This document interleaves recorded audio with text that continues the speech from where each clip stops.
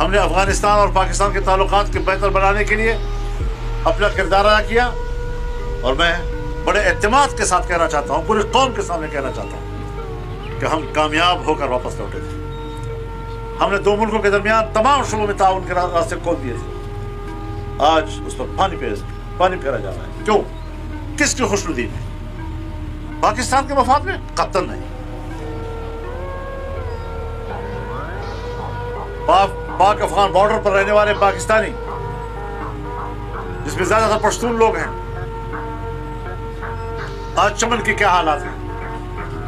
8 مہینوں سے لوگ بیٹھے ہوئے ہیں، ان کے روزگار ختم ہو چکے ہیں، اور میں بتانا چاہتا ہوں، درد دل کے ساتھ بتانا چاہتا ہوں کہ ان کے گھروں میں جو خواتین کی زیورات تھے وہ بھی انہوں نے بیچ ڈالے ہیں، وہ بھی ختم ہو چکے ہیں۔ اپنے گھروں کے دروازے اور کھڑکیاں بیچ رہے ہیں، اور صبح شام کی روٹی کے لیے انتظام کر رہے ہیں، اور ریاست ہے کہ کوئی متبادل روزگار کا انتظام کیے بغیر ان پر دباؤ ڈال رہی ہے کہ جو ہم کہتے ہیں ماننا پڑے گا، جبکہ یہ چیزیں چلنے والی نہیں ہیں۔ انگور اڈا کے لوگ، جو جنوبی وزیرستان کا آخری شہر ہے، بارڈر کا گاؤں ہے، کسی زمانے میں گیا ہوں وہاں، اور مجھے یاد ہے میری رات افغانستان میں تھی اور میرا جلسہ پاکستان میں تھا۔ ڈیورن لائن ایک ایسی لکیر ہے کہ جس نے نہیں دیکھا کہ گھر کے کمرے جو ہیں افغانستان میں ہیں اور صحن پاکستان میں، گھر کا صحن افغانستان میں ہے اور کمرے پاکستان میں ہے، جنہوں نے نہیں دیکھا کہ مسجد کا محراب افغانستان میں ہے اور ان کا صحن پاکستان میں ہے، امام افغانستان میں کھڑا ہوتا ہے اور مقتدی پاکستان میں کھڑے ہوتے ہیں۔ کیوں اس بات کا ادراک نہیں ہے ان لوگوں کو؟ تمام قبائل کو دیکھیں، باجوڑ سے لے کر جنوبی وزیرستان اور پھر جائیں افغانستان تک، چمن تک، قوم ادھر رہ رہی ہے، زمینیں ادھر ہیں، قوم ادھر ہے، زمینیں ادھر ہیں۔ یہ انگریز کی لکیر تھی۔ انگریز کی لکیروں پر آپ ملکوں کو اور ملکوں کے عوام کو اور قوموں کو کس طرح تقسیم کرتے ہیں؟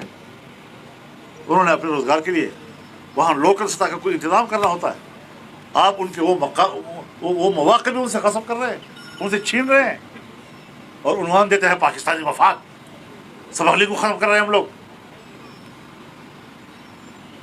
خدا نہ کرے کل کوئی کہنے والا کہہ جائے گا